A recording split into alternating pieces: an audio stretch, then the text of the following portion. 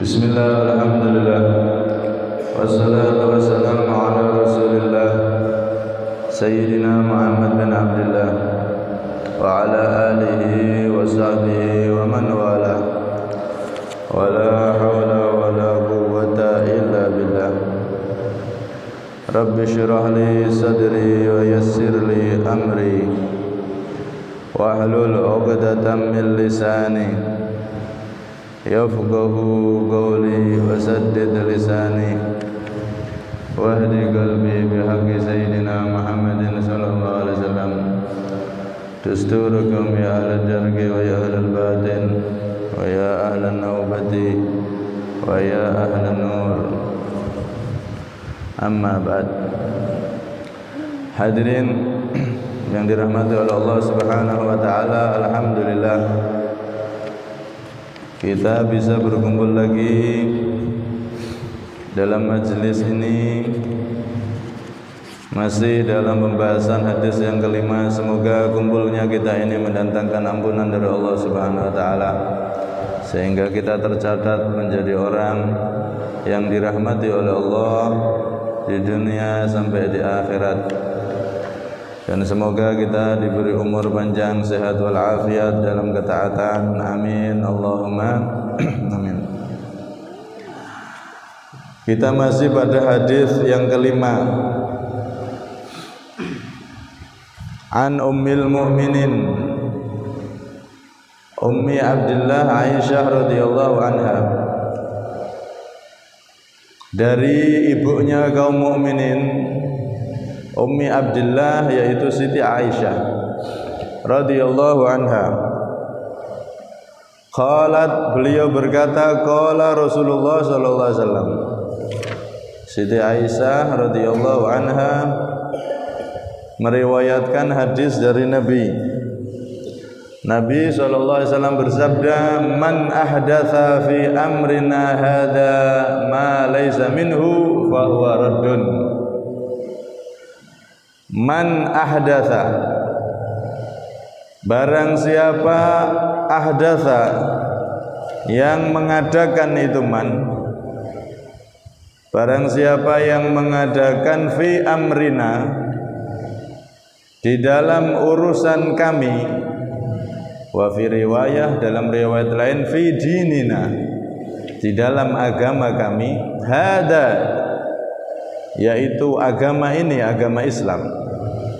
Barang siapa yang mengadakan, membuat di dalam agama Islam, membuat apa? Ma, sesuatu, laisa minhu, yang bukan darinya, membuat sesuatu yang bukan dari Islam, fahuwa raddun, maka itu tertolak.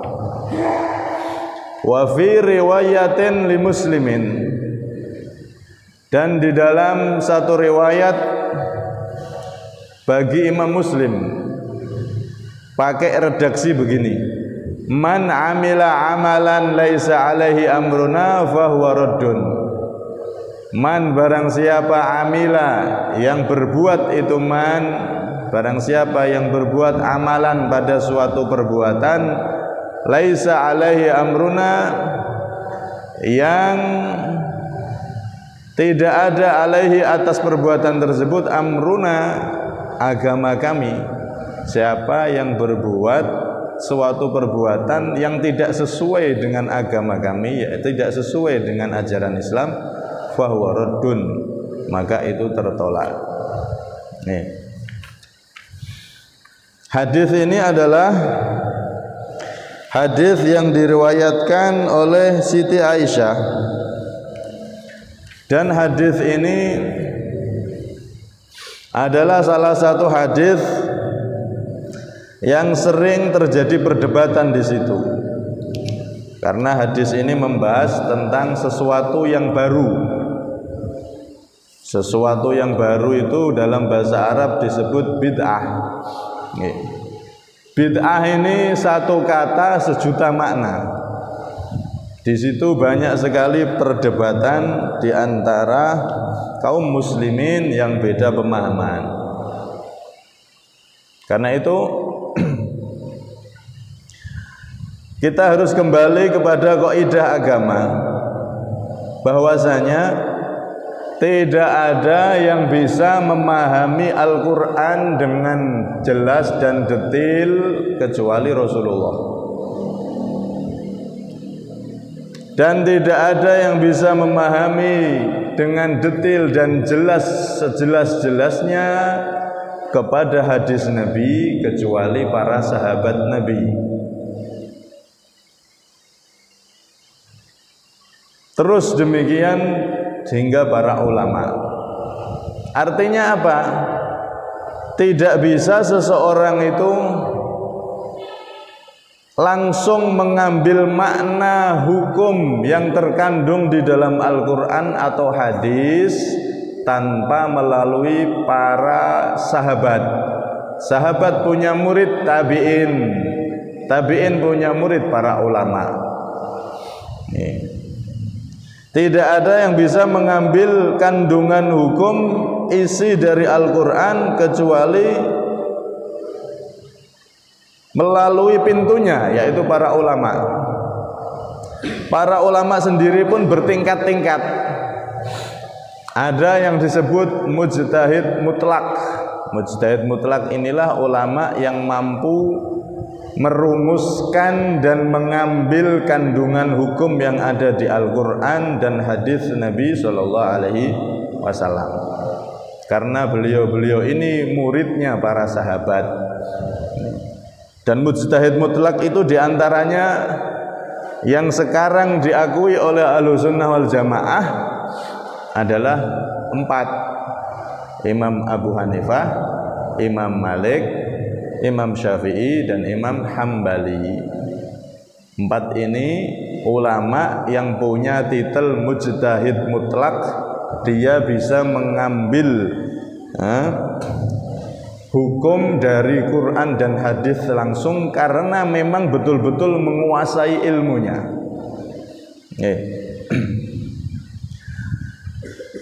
Karena itu kalau kita ketemu hadis, ketemu Al-Quran, maka jika ada perbedaan, kita kembalikan kepada ahlinya, ahli Al-Quran, ahli hadis. Ya udah, 4 imam ini sudah. Walaupun ada imam-imam yang lain yang sekaliber mereka, tapi imam yang lain itu madhabuhum ghairu mudawanah. Madhab mereka itu tidak dibukukan, sehingga tidak bisa dibuat pegangan. Kalau yang 4 ini tadi dibukukan dan bisa dibuat pegangan, ditulis oleh para murid-muridnya.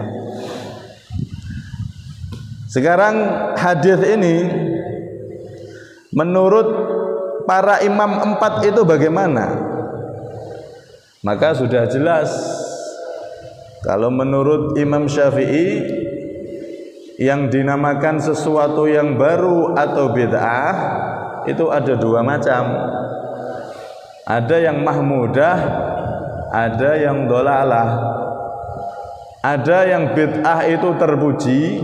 Terpuji itu berarti bagus dan bisa dapat pahala. Ada yang dolalah. Dolalah itu sesat, haram, dan bisa masuk neraka. Ini yang disebutkan Nabi dalam hadis yang lain, kullu bid'atin dolalah. Setiap yang sesat, setiap sesuatu yang baru itu sesat. Setiap sesat itu tempatnya di neraka. Menurut Imam Syafi'i jelas, dan itu tertulis di beberapa kitab banyak sekali. Beliau mengatakan bid'ah itu ada 2. Nah, kita ngikuti Imam Syafi'i karena beliau salah satu mujtahid mutlak yang tahu makna hadis dan Al-Quran.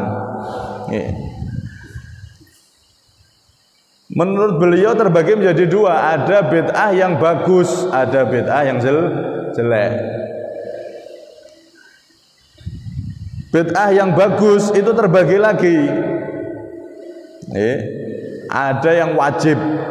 Contoh bid'ah wajib itu apa? Al-Quran. Al-Quran itu Pak, di zaman Nabi belum dibukukan. Jadi Al-Quran itu berada di dada para sahabat yang begitu banyak. Belum terbukukan jadi satu, itu belum. Di zaman Sayyidina Abu Bakar juga sama, Al-Quran belum terbukukan jadi satu. Sayyidina Umar sama, Al-Quran belum terbukukan jadi satu.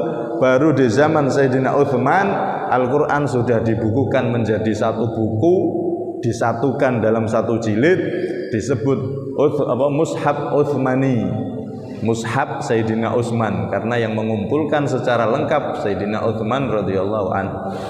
Iya. Itu di zaman Nabi Al-Quran belum dibukukan. Berarti di zaman Sayyidina Utsman itu sesuatu yang baru, bid'ah.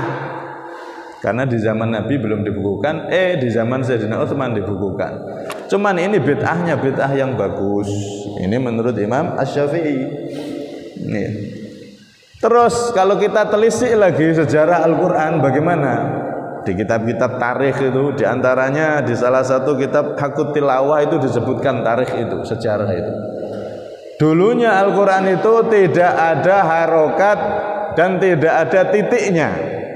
Bayangno ya Mbak, Quran itu sudah dibukukan tapi tidak ada titik, tidak ada harokat, berupa gelombang-gelombang itu wis.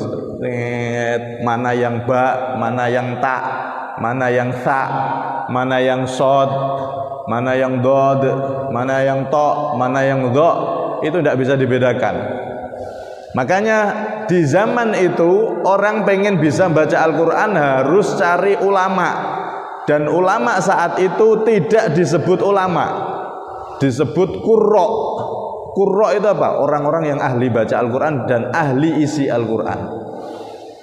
Dan di saat itu tidak ada satupun qurra atau ulama kecuali dia pasti hafal Quran. Kalau belum hafal Quran belum disebut ulama. Kenapa? Karena Al-Qurannya tidak bisa dibaca oleh sembarang orang. Pengen bisa baca Al-Quran harus talaki, belajar sama ulama tersebut. Karena belum ada titik, belum ada harokat, dan percetakan sangat terbatas, tulisan tangan masih. Di zaman Imam Khalil Al-Farahidi barulah Quran itu dikasih titik dan harokat. Titik dan harokat ini berarti kan sesuatu yang baru, bid'ah kan ini. Di zaman Nabi tidak ada Quran, mushafnya tidak ada. Di zaman Sayyidina Utsman ada mushafnya tapi tidak ada titik, tidak ada harokat. Ini disebutkan di kitab Hakut Tilawah. Nih, sejarah daripada Al-Quran.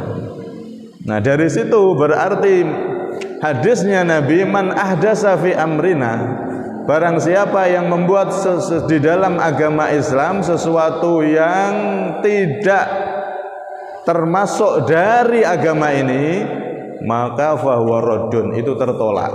Sesuatu yang tidak dari Islam itu tertolak.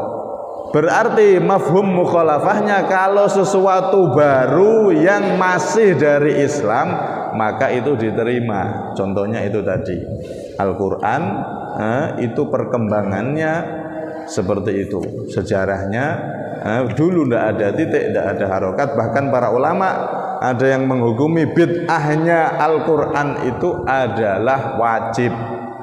Bid'ah itu maksudnya sesuatu yang baru, ngasih titik, ngasih harokat, itu hukumnya wajib. Kenapa? Agar semakin banyak umatnya Nabi yang bisa baca Al-Quran. Rumusnya dirumuskan oleh para ulama, tepatnya di zaman Imam Khalil Al-Farahidi.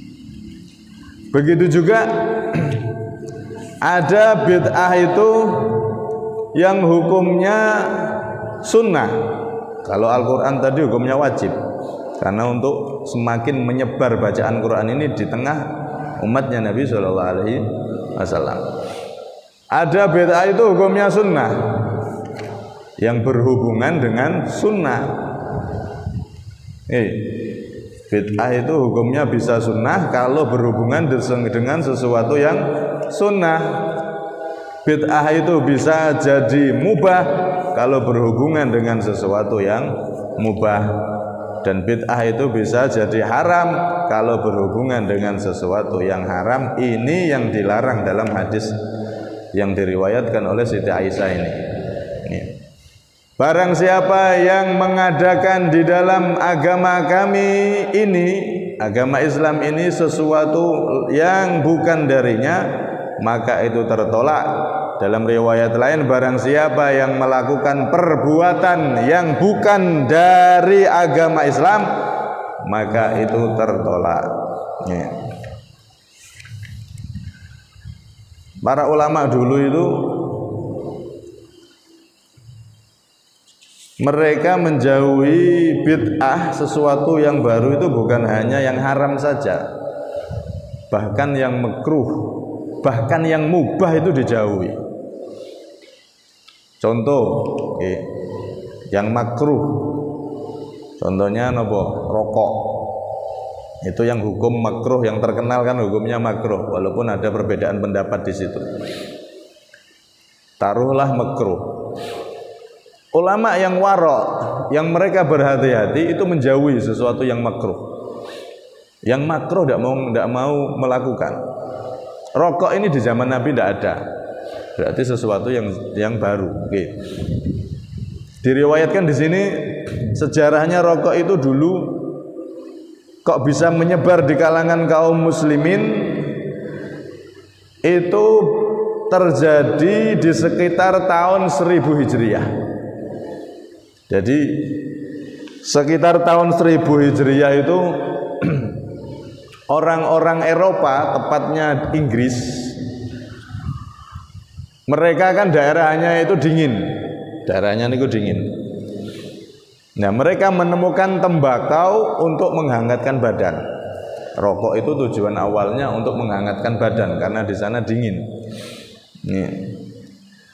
Kemudian ditelitilah oleh orang Eropa tersebut atau orang-orang Inggris tersebut oleh dokter mereka. Ini kita rokok ini bagus apa enggak sebenarnya untuk kesehatan? Kalau secara dohir untuk menghilangkan dingin, iya, tapi ini bagus apa enggak kalau kita masukkan ke tubuh? Diteliti sama mereka. Ternyata orang yang ahli rokok itu seluruh tubuhnya di dalam sudah hitam semua. Paru-parunya hitam, hatinya hitam. Mereka meneliti satu orang yang sudah meninggal yang ahli rokok, dibedah seluruh tubuhnya di dalam itu sudah jadi hitam semua, kotor kena asap rokok itu. Dan ini terbukti kan memang wong rokok niku giginya aja kuning gitu. Giginya aja kuning. Dan memang paru-parunya jadi kuning. Kalau terus-menerus bisa hitam, bisa kotor kena asapnya itu. Diteliti ternyata berbahaya. Akhirnya mereka para orang Eropa ini, dokter-dokternya melarang jangan dirokok. Nah, terus rokok ini gimana? Rokok ini kita buang ke orang-orang Islam biar mereka yang ngerokok karena berbahaya. Akhirnya di sekitar tahun 1000 Hijriah itulah orang-orang yang mereka punya misi untuk menghancurkan dan mencelakakan umat Islam, rokok ini disebar. Ini menurut salah satu sejarah yang tercatat di kitab. Disebarlah rokok tersebut dan akhirnya tersebar kemana-mana, bahkan sekarang wong Islam itu jadi perokok nomor 1 di dunia. Lebih-lebih Indonesia ini nomor 1 di dunia rokoknya. Ini walaupun para ulama mengatakan rokok itu hukumnya makruh, akan tetapi ada sebagian ulama yang mereka mengharamkan. Kenapa mengharamkan rokok? Karena bahaya dalam tubuh, membahayakan tubuh. Jadi memang ada perbedaan pendapat di situ. Ada yang memakruhkan, ada yang mengharamkan. Para ulama-ulama orang soleh dulu, nah sesuatu yang baru seperti ini, walaupun makruh, taruhlah hukum makruh, maka mereka hindari, mereka jauhi. Bahkan sesuatu baru yang mubah itu mereka jauhi, apalagi makruh. Yang mubah itu apa? Kan dilakukan tidak dosa, ditinggalkan ya tidak apa-apa.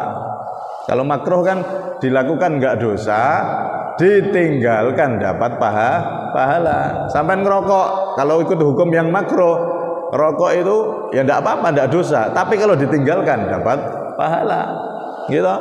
Makruh kan gitu, nek ditinggalno dapat pahala, dilakoni tidak apa-apa. Itu hukum makruh. Makanya kalau pengen naik derajatnya, maka ikuti orang-orang dulu, orang-orang soleh dulu yang makruh ditinggalkan. Bahkan yang mubah itu tadi, orang-orang soleh itu yang mubah saja ditinggalkan. Diceritakan dari Abu Yusuf. Imam Abu Yusuf ini muridnya Imam Abu Hanifah. Imam Abu Yusuf ini pernah makan dengan khalifah saat itu, pemimpin saat itu, pemimpin Islam saat itu, yaitu Khalifah Harun ar-Rasyid. Kemudian saat itu baru digunakan yang namanya sendok. Sebelumnya tidak ada sendok. Di zaman Khalifah Harun ar-Rasyid ini ditemukan yang namanya sendok dan mulai digunakan saat itu. Imam Abu Yusuf ketika makan bareng sama Khalifah ini, beliau mengatakan, menegur pada Khalifah Harun ar-Rasyid, "Ya Amirul Mukminin, qad qala jadduka Ibnu Abbas fi qouli ta'ala wa laqad karramna bani Adam ay ja'alna lahum asabi' ya'kuluna biha." Wahai Harun ar-Rasyid, kakekmu Ibnu Abbas, Harun ar-Rasyid ini cucu daripada sahabat Nabi Ibnu Abbas. Kakekmu Ibnu Abbas itu dulu, ini pas makan tadi itu, beliau itu mentafsiri firman Allah, wa laqad karramna bani Adam. Benar-benar telah aku muliakan, kata Allah, bani Adam, keturunan Adam, yaitu manusia. Aku, Allah, telah memuliakan manusia.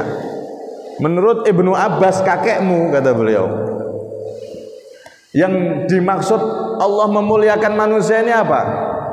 Allah menjadikan bagi manusia jari-jari yang bisa dipakai untuk makan. Ini termasuk salah satu kemuliaan yang diberikan oleh Allah kepada manusia, yaitu jari-jari yang bisa dipakai untuk makan. Tidak seperti makhluk yang lain, lihat hewan bagaimana mereka makan, tidak bisa dengan jari-jari yang sesempurna manusia. Ini termasuk salah satu kemuliaan dari Allah. Makanmu jangan pakai sendok, ini loh, pakai tangan. Tangan ini kemuliaan dari Allah. Maka akhirnya Harun ar-Rasyid saat itu, ada yang mengatakan tetap makan pakai sendok, ada yang mengatakan beliau mengikuti nasihat daripada Imam Abu Yusuf radhiyallahu anhum ajma'in.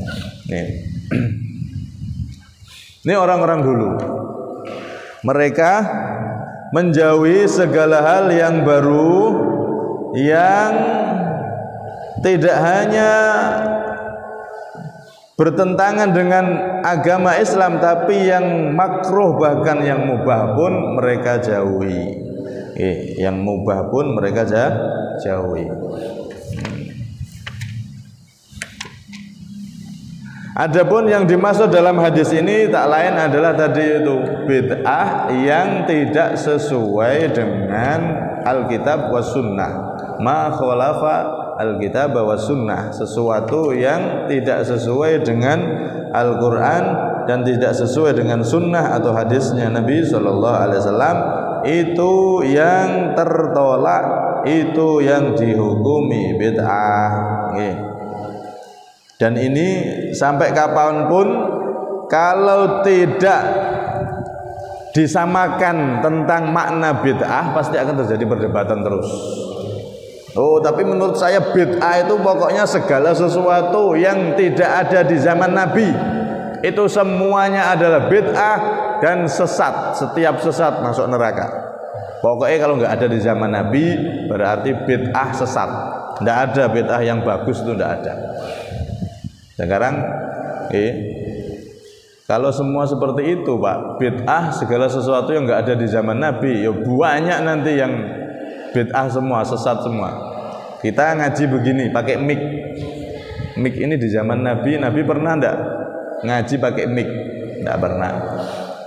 Enggak ada di zaman Nabi. Orang haji, Nabi pernah enggak haji naik pesawat atau naik mobil? Enggak pernah. Nabi haji pakai onta, pakai kuda di zaman Nabi.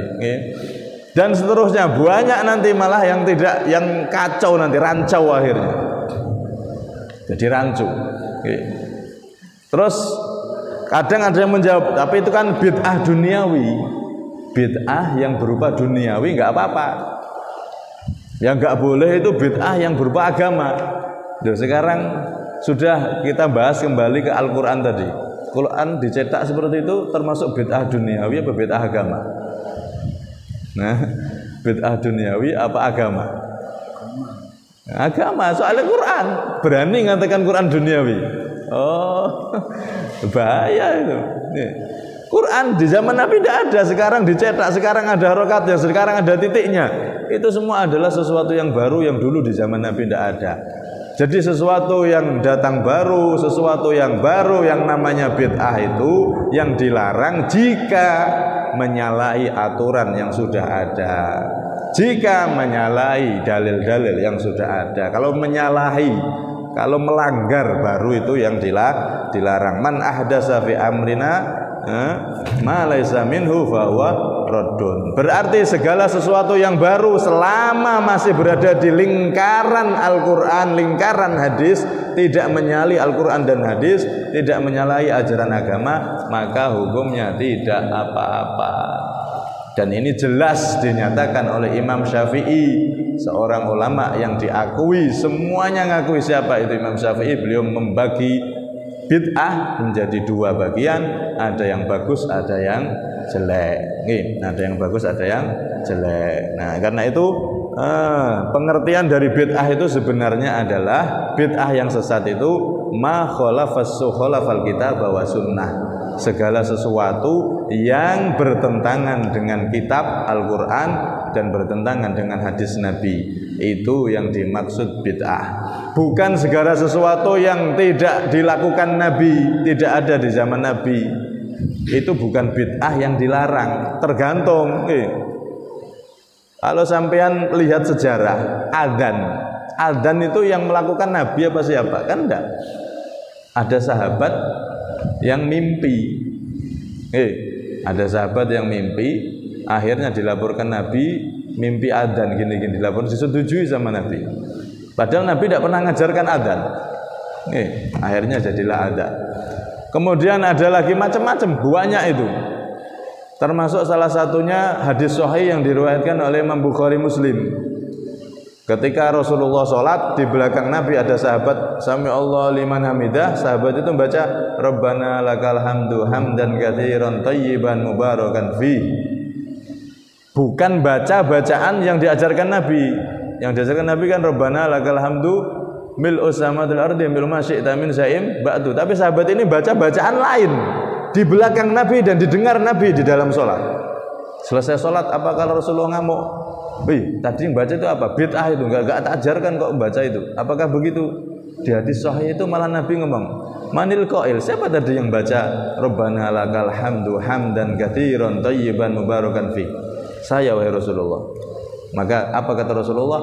Ra'aitu, aku melihat 30 sekian malaikat itu yabtadirun, mereka itu bergegas berlomba-lomba untuk lebih dahulu mencatat pahala kalimat tersebut. Siapa mereka yang dulu mencatat itu? Karena malaikat itu kalau mencatat pahala dia semakin mulia. Aku lihat ada 30 lebih malaikat, mereka berlomba-lomba untuk meraih siapa yang duluan di antara mereka yang bisa mencatat pahalanya. Bukan Nabi malah enggak ngamuk, enggak. Itu malah bid'ah yang dilakukan langsung di belakang Nabi ketika dalam sholat lagi. Karena itu selama isi dari sesuatu yang baru itu tidak menyalahi Al-Quran, tidak menyalahi ajaran hadis, maka itu hukumnya bid'ah yang boleh, bid'ah yang terpuji menurut Imam Syafi'i. Termasuk sekarang ini momen mau maulid, ada orang ngadakan maulid, peringatan hari lahirnya Nabi. Isinya apa?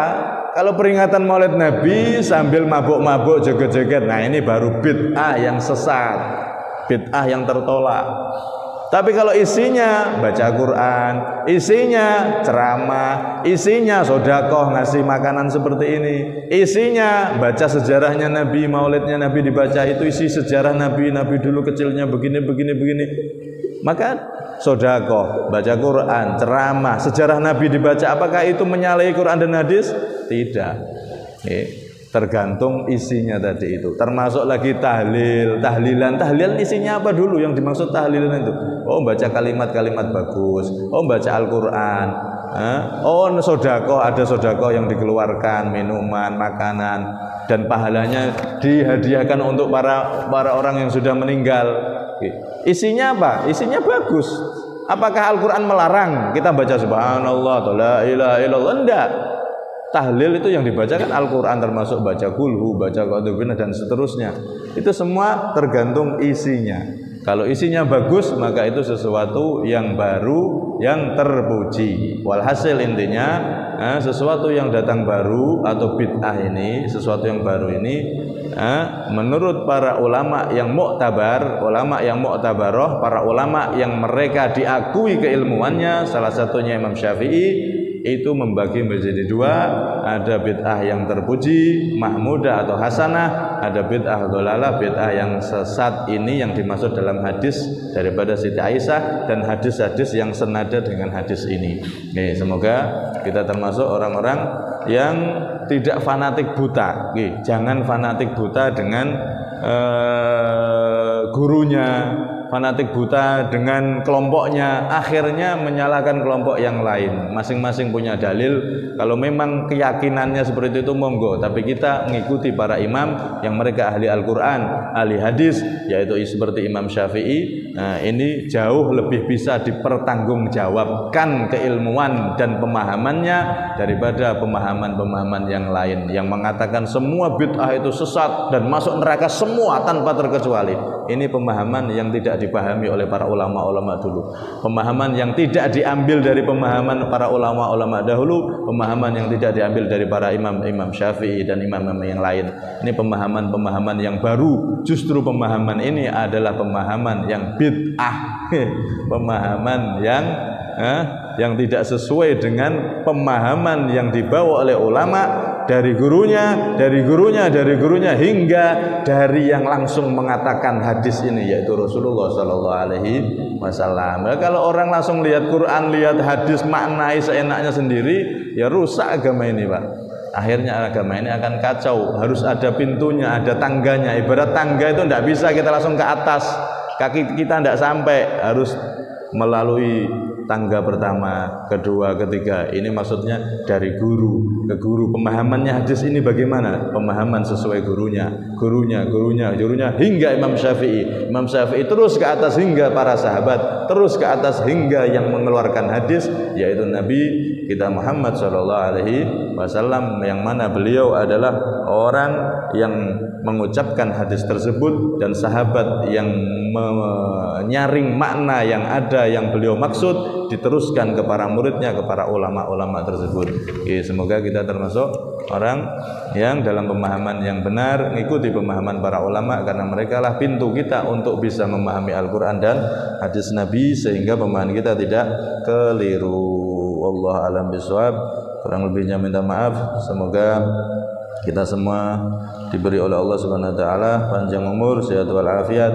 Di antara saudara kita yang sudah meninggal, atau tetangga atau sanak keluarga kita yang sudah meninggal, semoga diampuni oleh Allah Subhanahu wa taala, dan semoga semua hajat niat baik kita semua yang hadir khususnya dikabulkan oleh Allah Subhanahu wa taala. Hadamin wa minkum. Assalamualaikum warahmatullahi wabarakatuh.